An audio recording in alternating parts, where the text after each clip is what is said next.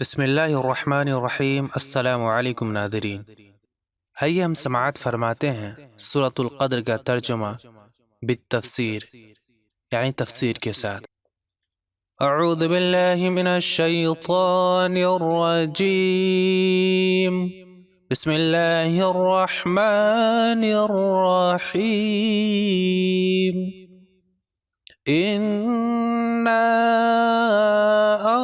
أنزلناه في ليلة القدر۔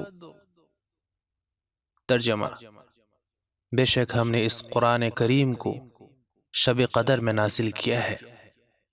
اس کا ایک مطلب تو یہ ہے کہ پورا قرآن لوح محفوظ سے اس رات میں اتارا گیا، پھر حضرت جبرائیل علیہ السلام اسے تھوڑا تھوڑا کر کے 23 سال تک حضرت صلی اللہ علیہ وسلم پر نازل کرتے رہے۔ اور دوسرا مطلب یہ ہے کہ حضرت صلی اللہ علیہ وسلم پر قرآن کریم کا نزول سب سے پہلے شب قدر میں شروع ہوا۔ شب قدر رمضان کے آخری عشاء کی طاق راتوں میں سے کسی رات میں ہوتی ہے، یعنی 21ویں، 23ویں، 25ویں، 27ویں یا 29ویں رات میں۔ وَمَا أَدْرَاكَ مَا لَيْلَةُ الْقَدْرِ، اور تمہیں کیا معلوم کہ شب قدر کیا چیز ہے؟ لَيْلَةُ الْقَدْرِ خَيْرٌ مِّنْ أَلْفِ شَهْرٍ، شب قدر 1000 مہینوں سے بھی بہتر ہے، یعنی اس ایک رات میں عبادت کرنے کا ثواب 1000 مہینوں میں عبادت کرنے سے بھی زیادہ ہے۔ تنزل الملائکۃ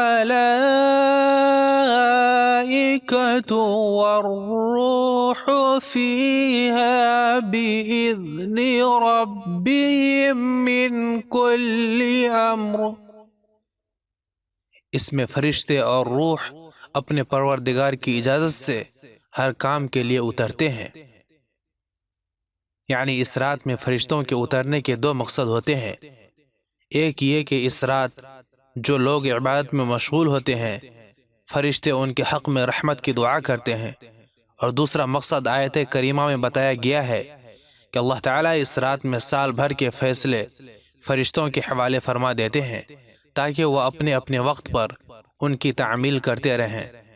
ہر کام اترنے کا یہی مطلب مفسرین نے بیان فرمایا ہے۔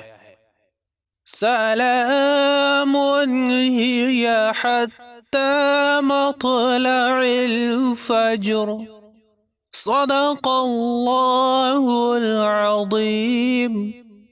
وہ رات سراپا سلامتی ہے فجر کے طلوع ہونے تک۔ آج کے لیے اتنا ہی۔ اگر آپ نے ویڈیو کو لائک نہیں کیا تو لائک ضرور کر دیں۔ مزید اس طرح کی ویڈیوز دیکھنے کے لیے چینل کو سبسکرائب کر کے بیل آئیکن پر ضرور سے کلک کر دیں۔ ملتے ہیں پھر کسی نئی ویڈیو کے ساتھ، تب تک اپنا بہت سارا خیال رکھیے گا۔ فی امان اللہ۔